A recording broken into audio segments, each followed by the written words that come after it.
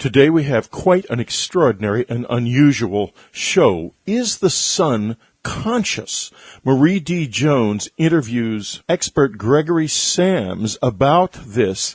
It was believed for thousands of years that stars were conscious. Should we still believe that? Well, it seems completely absurd on the surface, but this is where the absurd turns out to be seriously worth considering, because this is dreamland.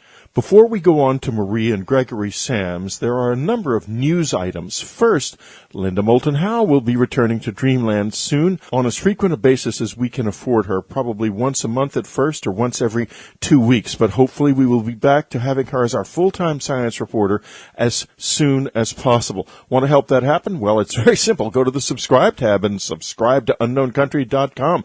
It is a wonderful place to be. We're also working on a completely new unknowncountry.com website. It is going to be a much more sophisticated website, and among the things it's going to do, it's going to make it very clear how much is actually in that subscriber section, because it's rather hard to dig down and find the vast amount of information that is actually present there.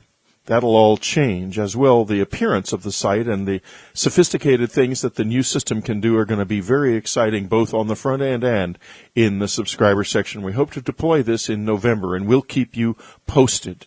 There is some very serious news out there. First of all, it has been revealed that H1N1 has been killing approximately a fourth of the pregnant women that it has infected in the United States, and this disease is spreading fast. If you are pregnant or expect to become pregnant soon, you should definitely consult your doctor about this disease. In fact, everybody should.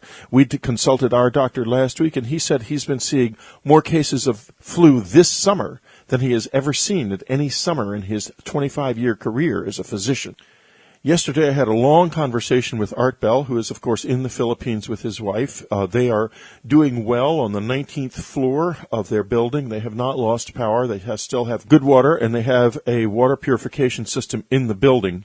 However, they are among the lucky few. He said that Manila looks like Venice. When he looks out his window, he sees streets filled with water, and it's possible that the next typhoon could cause even more trouble. So stay with unknowncountry.com on this for our unique perspective on what's happening in the Philippines. In other news, of course, there have been a series of severe and terrible earthquakes across Asia. And there's a mystery in San Francisco that is a bit worrying. Pier 59 is famous for its sea lion population, which began congregating there in 1989 after the Loma Prieta earthquake. All of a sudden, in the past week, it has gone from 30 or 40 individuals to at least 1,500 jamming the whole pier area, and no one really knows why. At the same time, on the San Gabriel Fault in Central California, there has been an earthquake swarm. Does this mean that we could expect yet another large earthquake, and it could be on the west coast of the United States? Well, there's no way to tell, but do keep your eyes open, and if you live in that area and don't have earthquake preparation in your home, you should certainly take steps to provide yourself with enough food and water to last for 2 weeks. The Out There section of Dreamland has been extremely active in the past couple of weeks. It's a fascinating place to visit.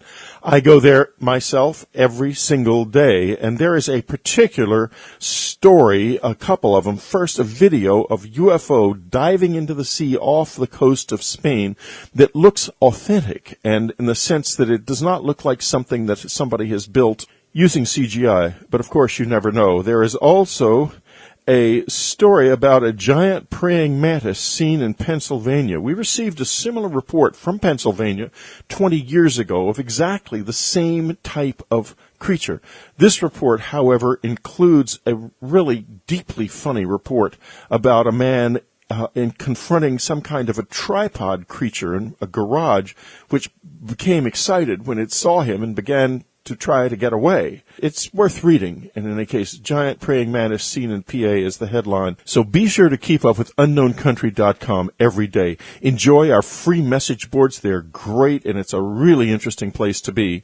Enjoy our daily news. Enjoy the Out There section. Enjoy the subscriber section if you're a subscriber.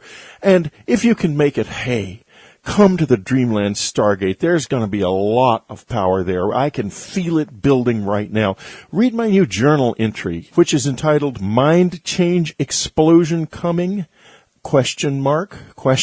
Well, not in my mind. I've had quite an extraordinary experience. And if you want to listen to more about it, go down to the very bottom of the Unknown Country Dreamland radio player and listen to the comments in position 5 called Night Thoughts. And that'll get you into an idea of where I am right now. My mind is changing, and I have a feeling a lot of minds are changing. When we're at the Stargate, Starfire Tour, who specializes in time anomalies, is going to be talking to us, and this is critically important because that's exactly where the mind is changing. Our relationship to time is changing. It's getting looser, bigger, stranger. There's a lot of exciting things happening on planet Earth, and I think the most exciting ones are happening right between the ears of us. So, on that note, now we're going to go off the Earth, onto the sun, and we're going to ask a question. Can you hear us? Marie D. Jones and Gregory Sams. Is the sun conscious? We'll be right back. Hi, this is Marie D. Jones, your co-host here at Dreamland Radio. Back with another fascinating guest today. We're going to be talking to Gregory Sams. He's the author of Son of God, Discover the Self-Organizing Consciousness that Underlies Everything. Welcome, Gregory. Hello, Marie. Good to have you here. Okay, good to be here. I want to say, first off, if anybody's out there immediately Googling the title of this book, the word sun is S-U-N. This is a book about the sun. But what caught my eye first, and obviously everybody will be thinking the same thing, is the unusual capitalization of the word God. You've got G and D in lowercase and the O in uppercase. What is the meaning behind that? Well, the meaning behind that is if I put a capital G on God, that's a singular. There's only one of a thing when there's a capital G, and Christians are going to look at it and say, oh, he means God. What's he talking about? We know who God is. And the Muslims will look at it and say, well, it means Allah. And I'm talking about the concept of a universal God, whoever is bandying it about. And I've put the O in there because I do talk about the oneness. Right. And the sun is also circular. There you go. Right. So it's symbolism. But it's the oneness God. Right. This is a book about so many things. We have a lot of things to talk about. First, a little bit about your background. You've got an unusual background that led up to the writing of this book. Well, you want the whole background right now? Oh, you can do a real quickie. I started off with natural foods, really introducing people to the concept that what you ate affected your health. And then beyond that, I was talking about what is good to eat. So I was selling whole cereal products, pulses and beans, seeds like sesame and pumpkin seeds, and what we call today natural foods. Right. But there was a time when such a thing wasn't out there on the market. And it was a very new concept. I remember getting really strange looks. Who is this guy? Where's he coming from? What we eat is going to affect our health. Food could give us cancer, arthritis, or constipation. You couldn't even suggest that white bread got you constipated or that coffee gave you insomnia. Well, nobody wanted to hear that. And today, talking about the sun and stars being living creatures, which is absolutely, common sense to me now, I get the same sort of strange looks. What? What's he talking about? The sun's alive, this dumb ball of gas up there that's bringing life to the planet. How could it be alive? So you're always the maverick. There you go, yeah. So your background, in a way, led you to start thinking about consciousness and oneness and led to the writing of this book. And the book covers so much, but at its foundation is the history of sun worship and why the sun is still so profoundly important today. Can you just talk a little bit about why you chose to write about the sun? Well, I actually started off the book writing about something else. Can you believe it? Oh, I can. I'm a writer, yeah. these things happen. And after a few pages, I got into topic drift, and I was talking about, the free will of an amoeba that I suggested in a jar of pond water, an amoeba had more choice for its diet and free will than your average fast food consumer who's sort of choosing between Kentucky Fried Chicken and hamburgers. And but then that somehow led me into primitive people worshiping the sun, and I was talking about the consciousness of the sun, or writing about it, and it suddenly dawned on me that this is the biggest elephant in the room that you could imagine. Right. And a conscious sun, it's something everybody used to recognize, whatever culture or continent or century you choose. People saw the sun as a living being. They might have had different ways of interpreting that. Sure. And it's just completely removed from our culture. People spend more time thinking about what sunglasses they're going to wear. Exactly, how to avoid the rays and not get skin cancer. And it's the most important thing in our life. I mean, the most important character in our lives is the sun. And we're trying to figure out the plot of this movie, and we don't even understand the nature of this character in it. Well, when do you see the fall from grace, so to speak? When did society sort of turn away from the sun? Was it just sort of a backlash against any kind of, sun worship? Was it the dawn of Christianity? When do you see that shift happening? Well, I hate to point fingers, but it really happened with Christianity because it became the official religion of the Roman Empire in the early part of the 4th century. And at that time, any other sort of pagan temples, whether they worshiped the sun or the moon or a flying turtle, got looted, burned, and ransacked by mobs of Christians. And they burnt down the Library of Alexandria because it contained pagan knowledge, the 700,000 documents, centuries of the accumulated knowledge of humankind, and we didn't print books then, so there weren't like loads of copies of them. I mean, can you imagine what must have been? Yeah. It burned. It just boggles my mind, the wisdom that we lost. Yeah. We have this mystery, how did they build the pyramids? Well, there was probably a whole shelf full of books on how to build pyramids there. Explaining everything to the last detail. Absolutely. And we're now just trying to rediscover all of that information. That's you right. talk about the sun as a conscious being. Now, you and I might understand what that means, but somebody else might say, wait a second, it's not a living thing. It's not a sentient being. So how would you explain that, the sun is a conscious being? Well, our consciousness, what is it? It's an energy field of some sort. It's not some sort of hardwired resident of our bodies. When it leaves our bodies, we're dead. Right. But the consciousness itself is an energy field. Even if it's created by the neurons sparking in our brains, those sparks are energy fields. They're being transmitted across space, the synapses, to other neurons.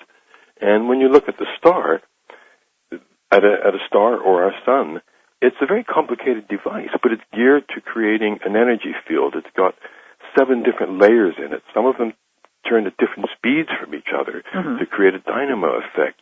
It's a sort of very well-contained organism, and our energy field is something that our body creates or that acts through our body, and to decide, because we're human beings, that that's the only way that you can arrive at consciousness is the height of arrogance. I mean, the universe is 13,700 million years old, and we're saying, it's only in the last couple of million years that consciousness is manifested when we came out of the trees. Right, exactly. There is a lot of human arrogance involved in this type of research. And do you believe that the consciousness of the sun, that we are immersed in that? Do we have a separate consciousness that is linked to that sort of solar consciousness? Well, the light that comes to us from the sun, which is actually it's actually a vibration. We talk about good vibes and bad vibes. There you go. And it's an actual vibration that is landing. That's why we feel good when we sort of have the sun, when it's a sunny day and we're out in it. And it is the source of life. Every single bit of energy that we use in our body is solar energy, which has been condensed into plants, either eaten by us or eaten by animals, but that solar energy comes through into us, And as I'm speaking now, I'm expending solar energy. What more of a connection can you have? Well, you accept that we're all built from stardust. I mean, every element besides hydrogen in our bodies was actually made on a star somewhere. Now it's rearranged in us, and we're taking in star energy, and we're releasing it in our lives. So that's a connection, and there could well be more ethereal, mystical connections as well. Right.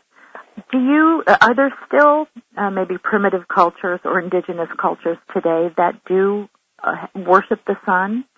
Well, there's 800 million or so Hindus in the world who recognize Surya as a sun god. Mm-hmm. And over the history of Hinduism, at some times Surya has been their chief god. The Lord's Prayer, for equivalent to Hindus, is the Gayatri Mantra, which is a ode to the sun, to the bringer of light and inspiration and knowledge to our world. Mm-hmm. So the Western traditions have turned away from that.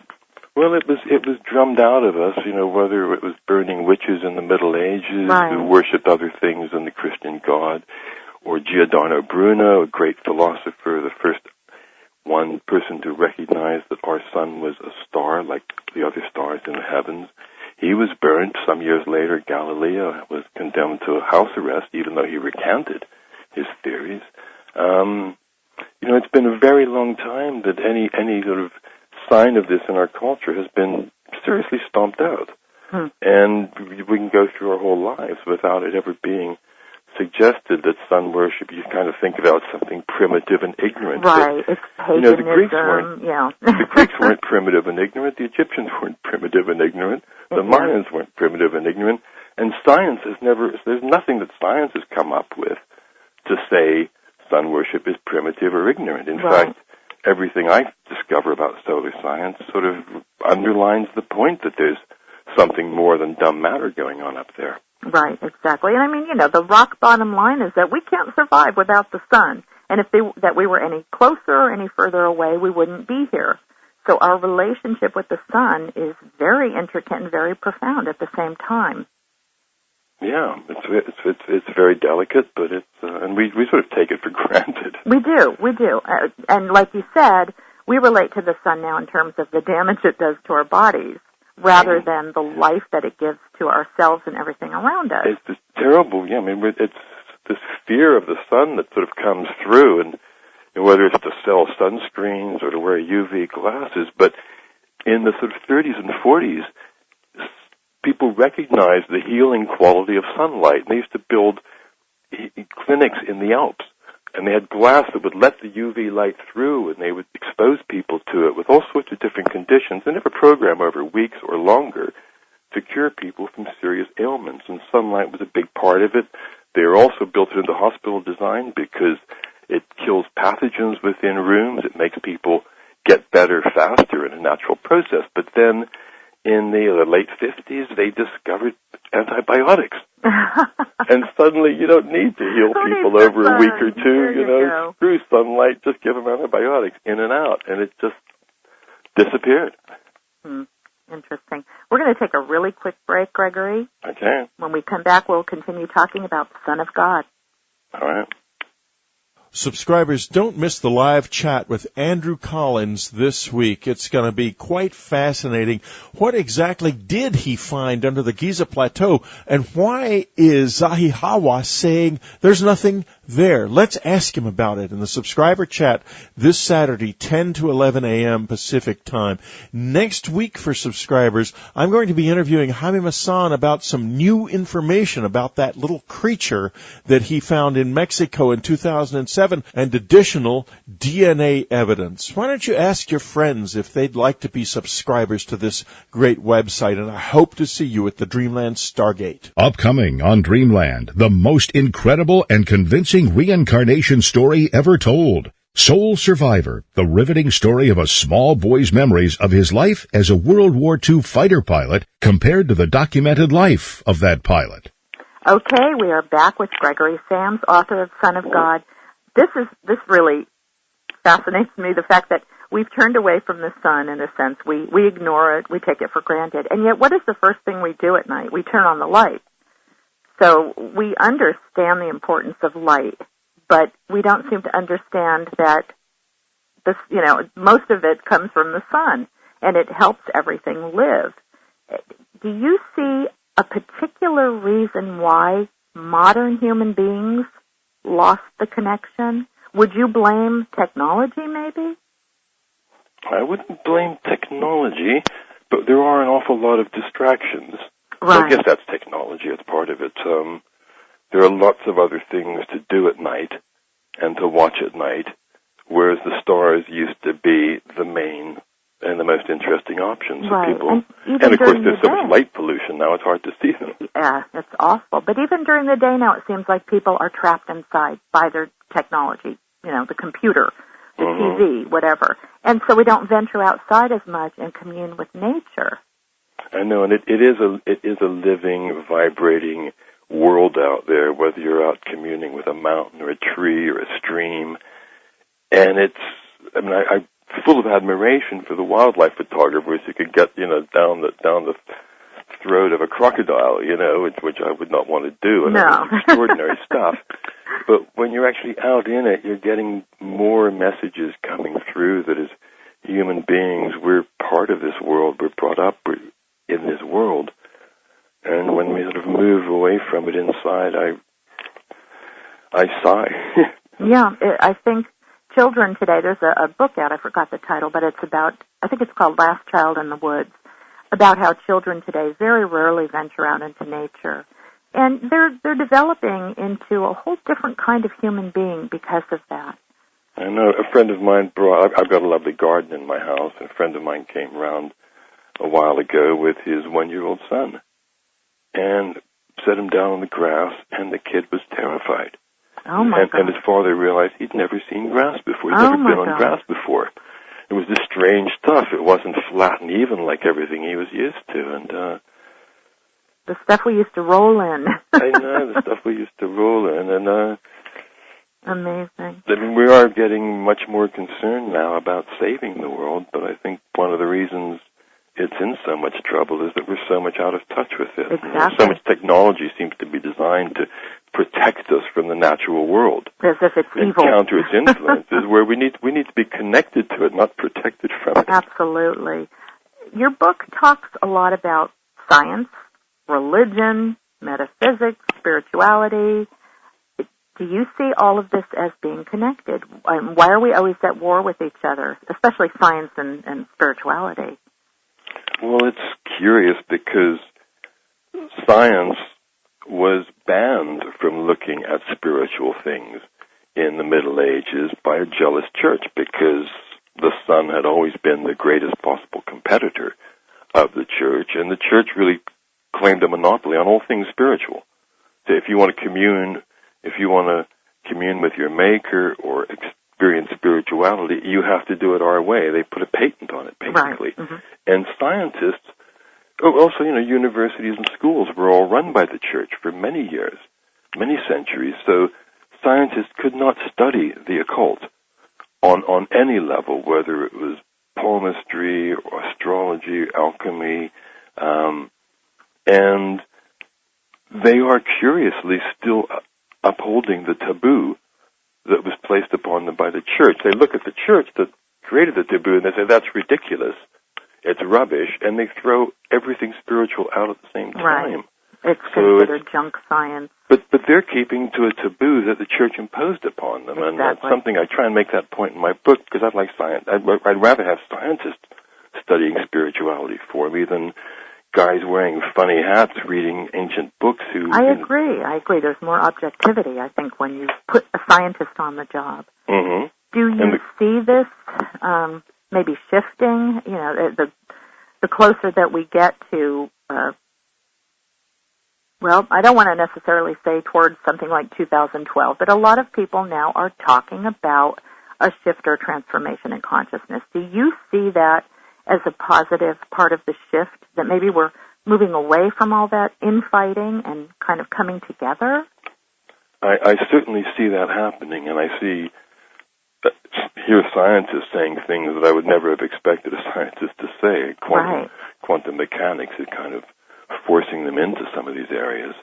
And writing books about it, too. They're writing books about it, they're talking about it. And, of course, in the Far East, as Indian and Asian cultures rise, when I was a kid, of course, you never thought about anything coming out of China or India, and science was in the West. Right. Oh. But now as those cultures are developing their technologies, they weren't brought up with the same ban on looking at occult that we have in the West. Right. So they're coming up with some pretty far-out ideas, and you get some really unusual electromagnetic technology coming out of Korea. And you have Korean monks who go out and spend hundreds of dollars on some prayer mat they plug in the wall that's got gold laced in it, and, that's doing electromagnetically charging their spirituality, So that's encouraging. So hopefully the West can adopt some of the open-mindedness that the East has had all along. I hope so. I really hope to see these sort of crazy barriers crumble, because we really need to look at, you still find doctors trying to trash acupuncture, even though it doesn't seem to work. They're trying to find, placebo effects and other reasons for it. And it's a far more ancient practice than any medical practice we have today in the West. It certainly is, and it understands, energy grids within the body, and that's just such a natural, obvious thing. But doctors, they've made a big investment in not doing that sort of stuff, and they still try and trash it. But that is changing. It must change. Would you say that As Above, So Below is a great description of our relationship with the sun and with the universe and the way things seem to work? I think so. It's a very sort of wide-ranging, deep statement, and I think it's definitely an apt description of what's going on. And I was actually giving a lecture at a festival about a month ago in the west of England, and Jonathan Cainer was in the audience, so he was part of the festival, and he is England's most loved astrologer. He writes an astrology column for the Daily Mail. He has an online website, and he's very big in England and Australia. And he came up afterwards. He took the mic actually, and he said, you hear about people who sometimes go to a party and they take some kind of a substance and a pill, and their lives have been changed forever. Mm-hmm. He says, well, I swallowed a pill like that listening to Gregory's lecture. And he'd never thought that stars were living beings, and it just made obvious sense to him that the things he was working with and talking about were beings.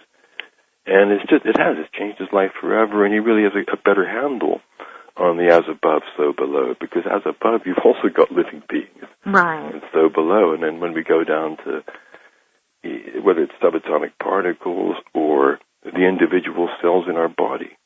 A single cell in our body is like a whole city. It's got 5 or 10 million components, and they're excreting waste and taking in nutrition and sending out messages, receiving messages, repairing damage. There's a whole sort of function going on up down there, and we tend to think it's all sort of random or that the consciousness isn't there, but I think if consciousness wasn't there in the individual components of a body cell, the whole thing would grind to a halt. And you can fit 10,000 of those cells on the head of a pin. So, they're wondering, as above, so below as well. Exactly. And that gets into my next question, which is the ongoing battle between creationists and evolutionists.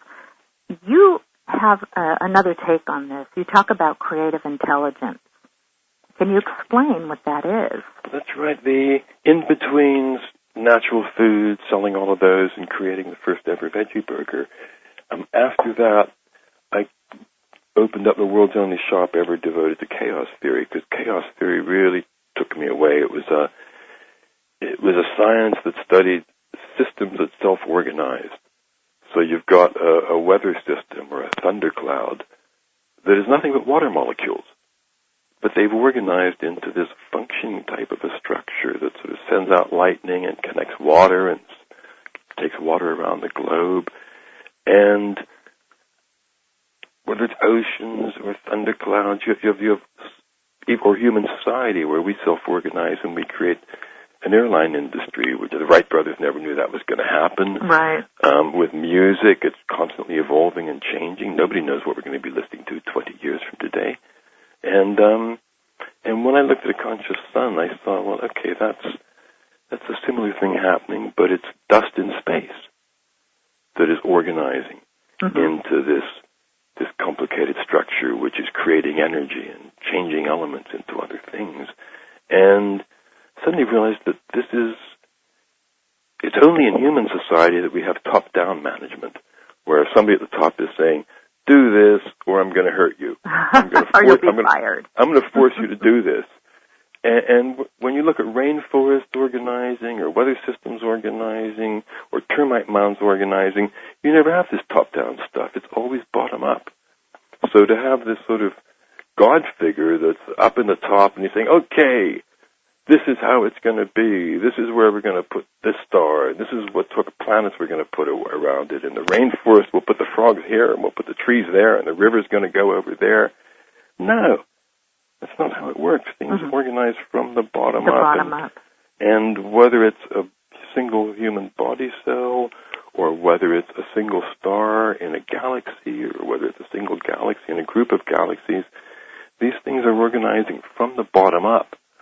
And, at the top of the whole pile, we've got this one great big universe, which is the sort of the consciousness that is built up from all of these components within it. And the scientists uncover a lot of the evidence for that. But they see the only alternative as this God guy who's planning it all. And they see how preposterous that is. And the God guy people who think, somebody planned it all, like kings and presidents one person, do. One boss. They look at the other side and they say, my God, how can they think this is all accidental and bumbling along by accident when you look at the beauty of a butterfly or flowers? Exactly.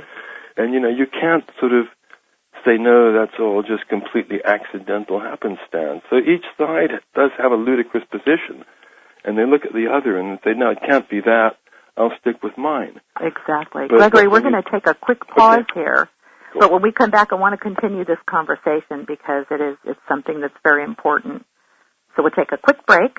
Okay. This is Marie D. Jones. I'm back with Gregory Sams. We're talking about the ongoing battle between creationist theory and evolutionists and the idea that creative intelligence could be a sort of middleman.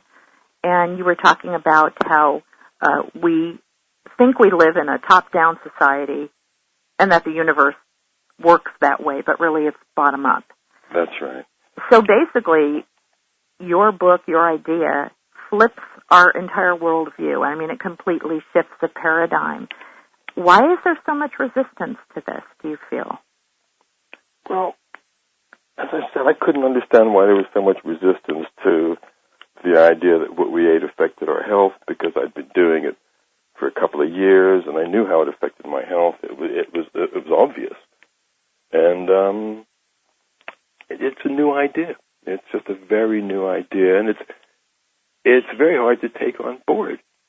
Even though it's the intuitive, natural way to look at it. And people I've spoken to have read the book or have listened to me talk just say, of course, and you sort of bang your forehead, how could I have not realized something so obvious? But right, and it makes sense. I mean, there is some common sense behind this, that there is a plan, but not some human being like Donald Trump sitting at the top making the plan. That plan could be, as you say, our creative intelligence.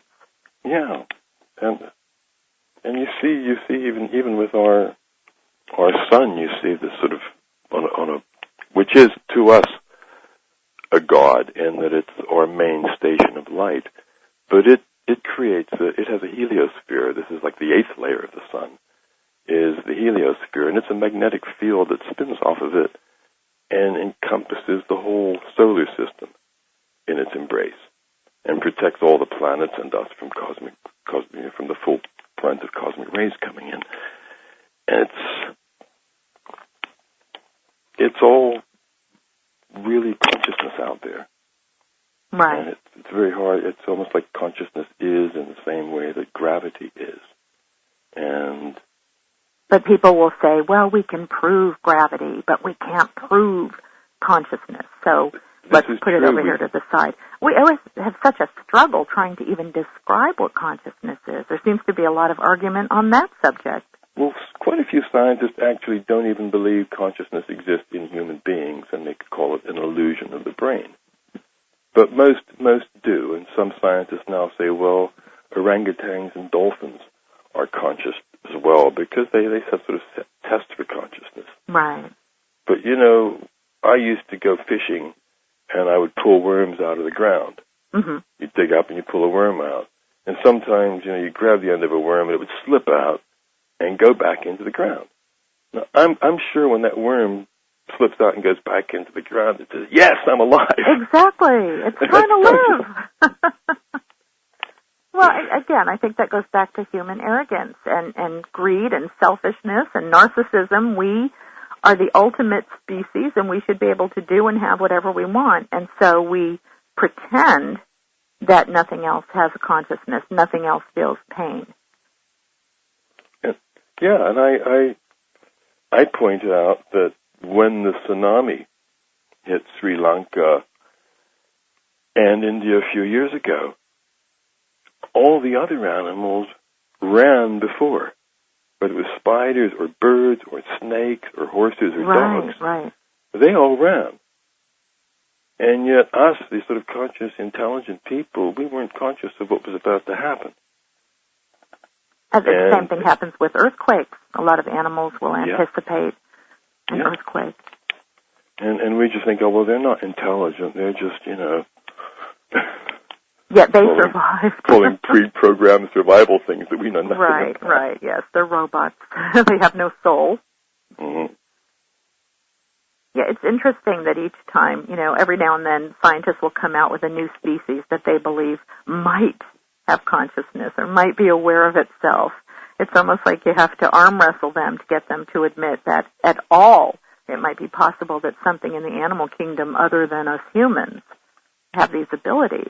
Well, once they let something else in, the doors to the zoo are open. Oh, absolutely. You're arguing between chimpanzees and orangutans and gorillas and one breed of dog versus another. Dogs haven't even gotten in there yet, even though, how many right. dogs They're on the waiting list.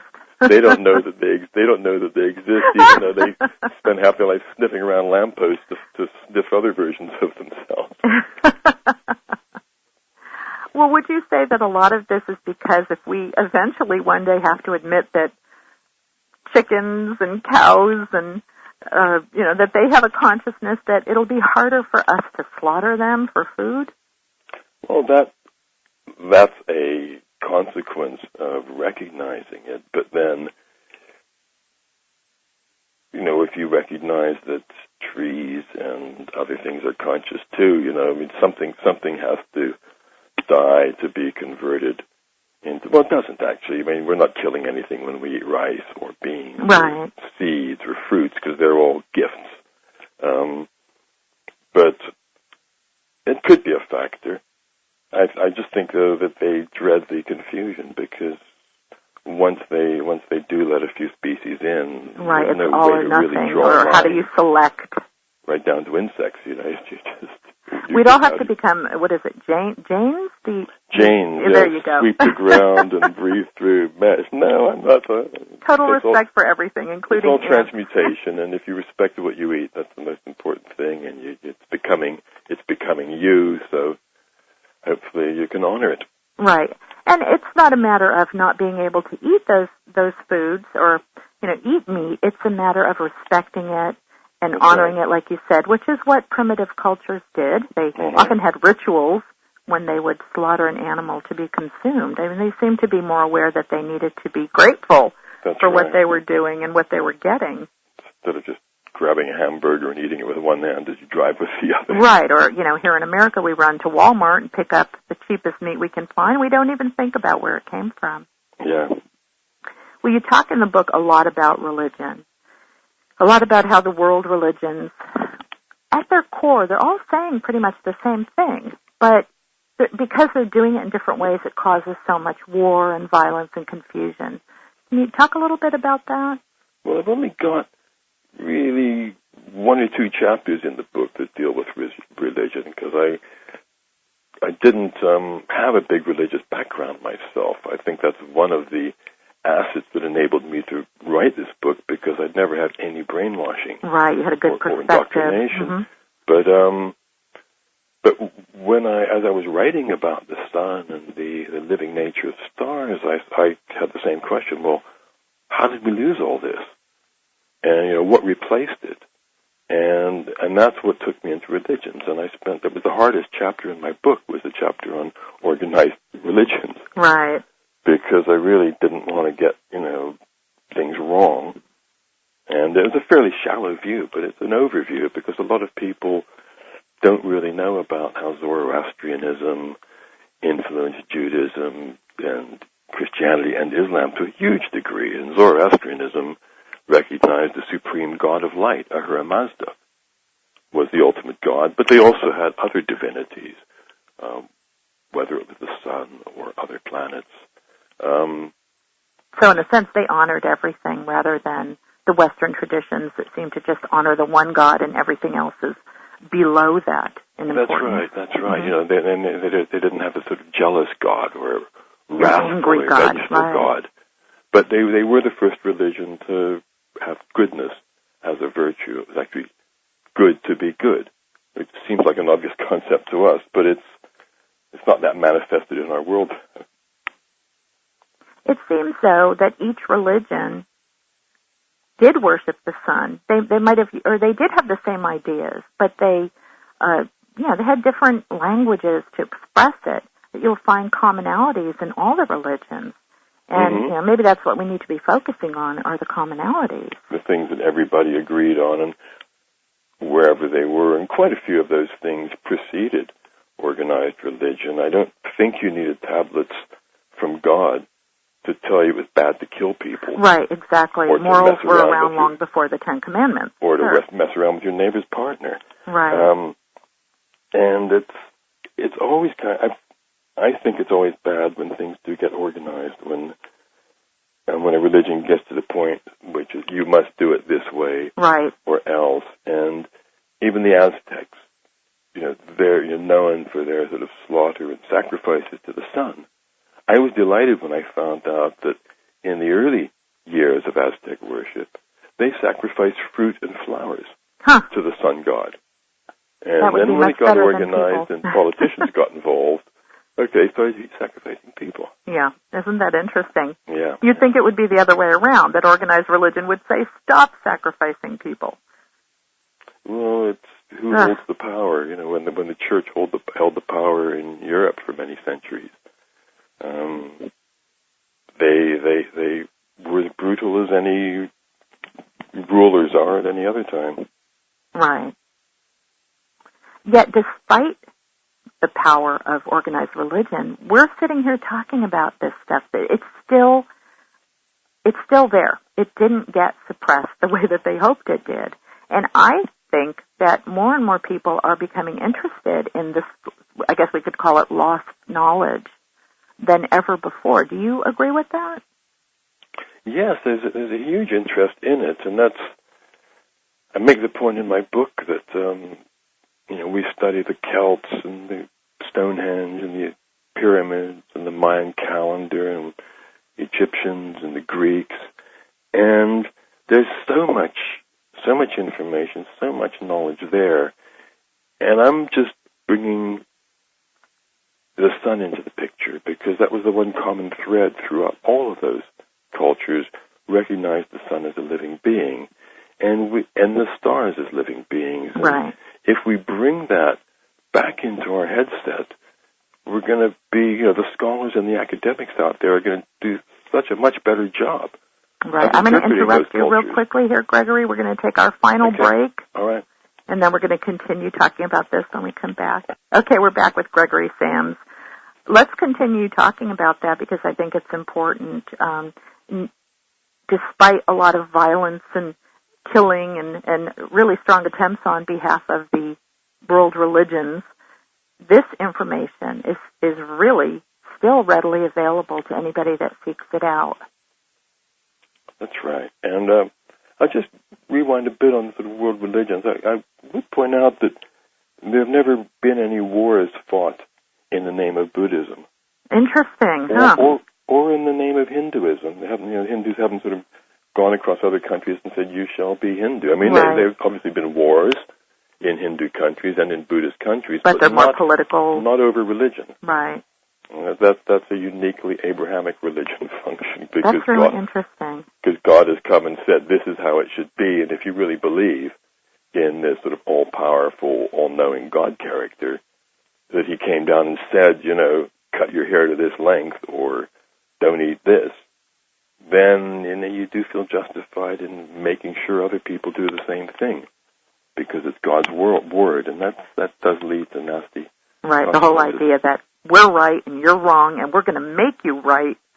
Because otherwise you'll go to hell, which is even worse than us making your life hell. Exactly. Do you think we're on a collision course with our own demise as other ancient civilizations sort of fell when they embraced too much technology or turned away from nature? Do you think that's going to happen to us because we fail to understand our place in the universe? It could do. It's a possibility.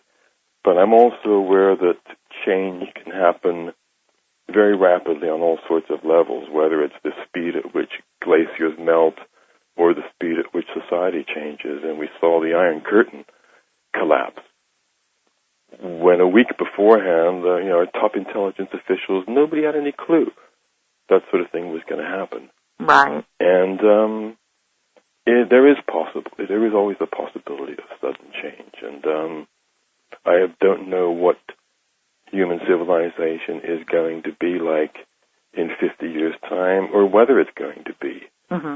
But all of my life I've been working towards increasing our chances of survival from my sort of 60s hippies days of getting, reintroducing people to natural foods and organic farming techniques. And I've always gotten a buzz out of doing that. So, whether there is a future or not, working to preserve it has got to be the best game in town. Right. This gets into another fascinating discussion that a lot of people have, and I know you talk a little bit about it too, is if there is this creative intelligence, if there is this consciousness and this order to everything, does that mean that our destiny and the destiny of the universe is set in stone, or do we have some free will in this? I think it's all free will. I even suggest in my book, in a very convincing manner, that a grain of sand might even be experiencing free will. And that's how rainforests work. It's how a galaxy holds together. Every star in a galaxy is moving in its own little trajectory. Right. Well, they're in pairs. They're usually teamed up with another star. And otherwise, according to Newtonian physics, the whole galaxy would just end up in one big clump together. But everyone's moving around on its own little path, and everything knows what it's supposed to be doing. Everything knows what it's supposed to be doing. Error is always making choices about how it's going to do that. Right. As it goes along. Well, this might be where we run into problems with organized religion, because definitely the Western traditions tell us that this is going to happen and this is going to happen, and it's all set in stone and there's nothing you can do about it. And yet the way the universe really works is that you're saying everything, even down to the most minute object, has choice and in a sense, awareness. Well, quantum physicists for many years now have been seeing this in subatomic particles and have come to the conclusion, many of them have, that they are exhibiting free will. Or that if they're not exhibiting free will, then neither are we.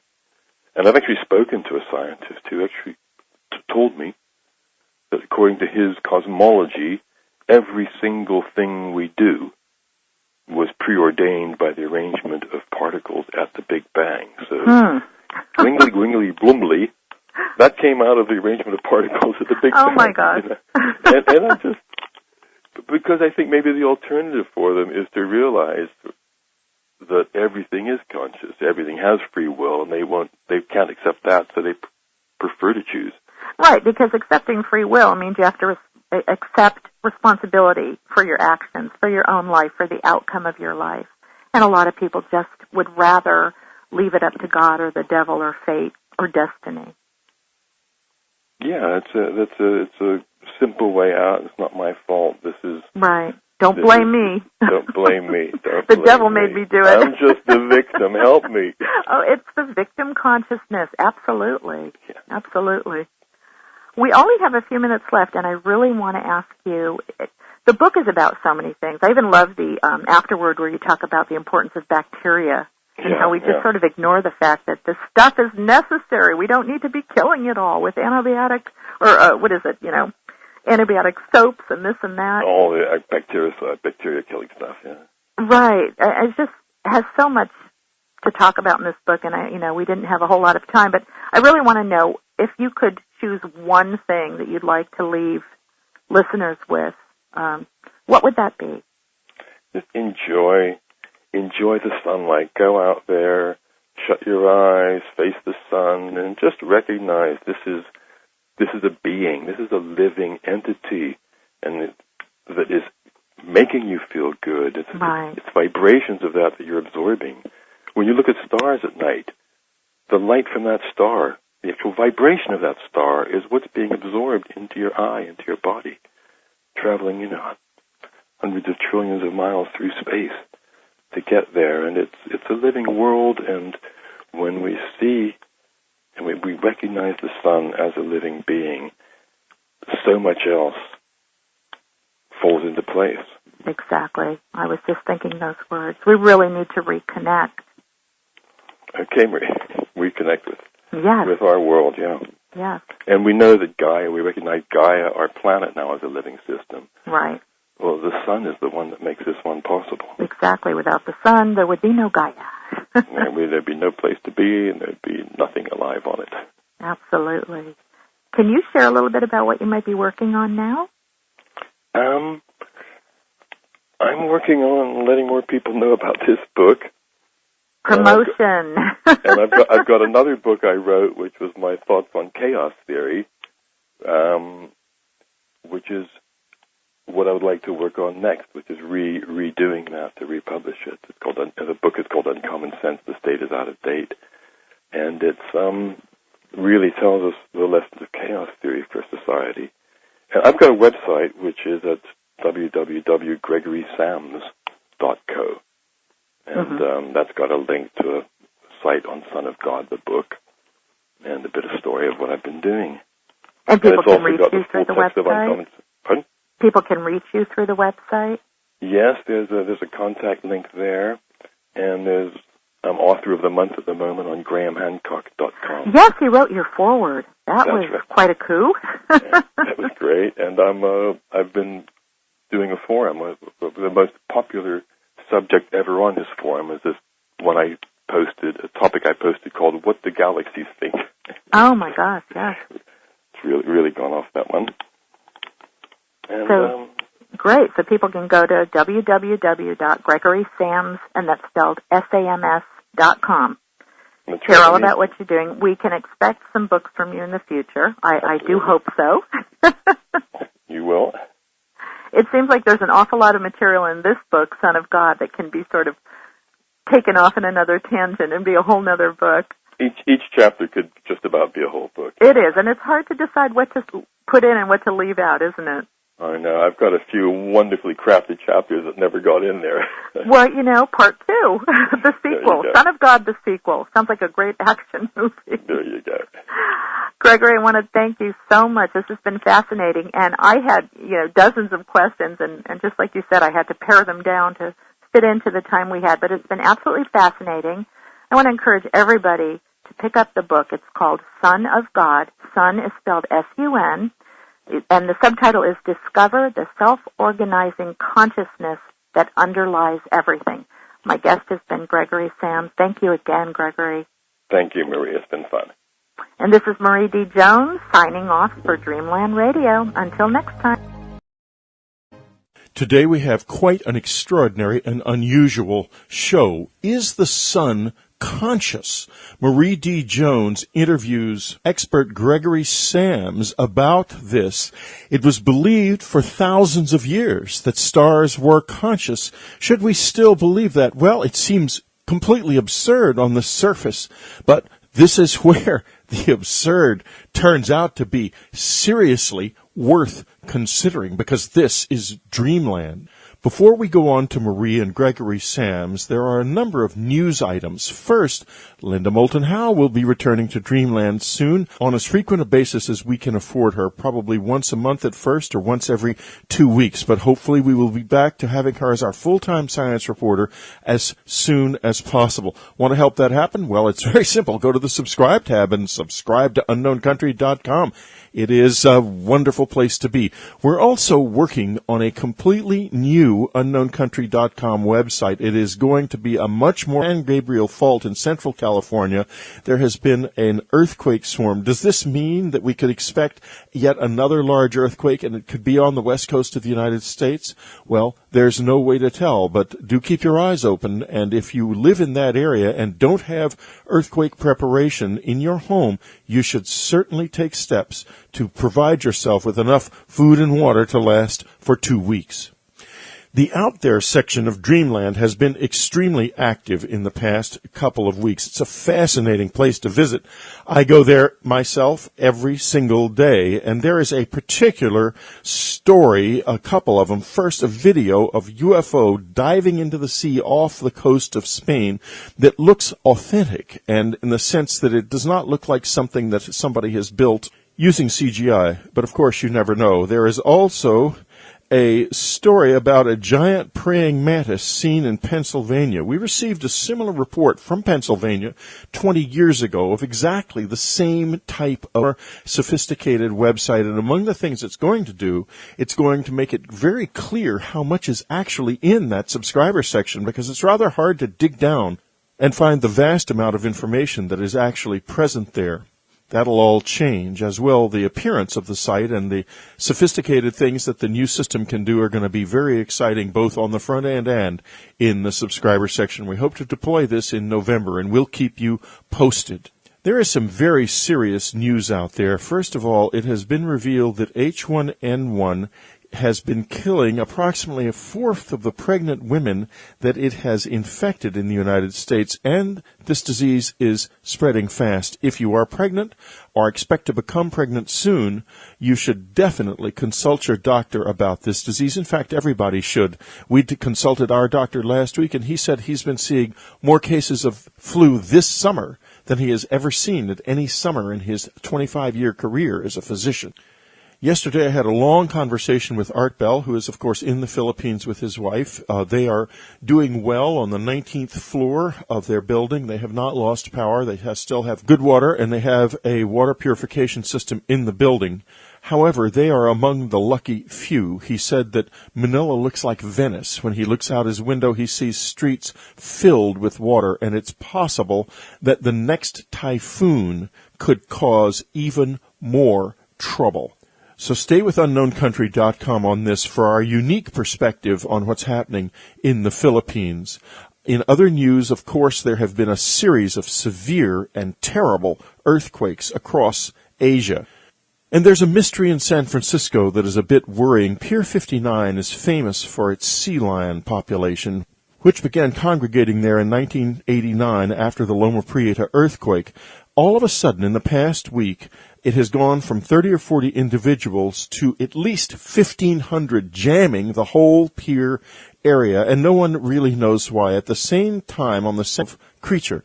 This report, however, includes a really deeply funny report about a man in confronting some kind of a tripod creature in a garage, which became excited when it saw him and began to try to get away. It's worth reading, and in any case, giant praying mantis seen in PA is the headline. So be sure to keep up with unknowncountry.com every day. Enjoy our free message boards. They're great, and it's a really interesting place to be.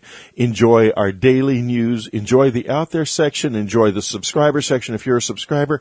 And if you can make it, hey, come to the Dreamland Stargate. There's going to be a lot of power there. I can feel it building right now. Read my new journal entry, which is entitled Mind Change Explosion Coming? ? Well, not in my mind. I've had quite an extraordinary experience. And if you want to listen to more about it, go down to the very bottom of the Unknown Country Dreamland radio player and listen to the comments in position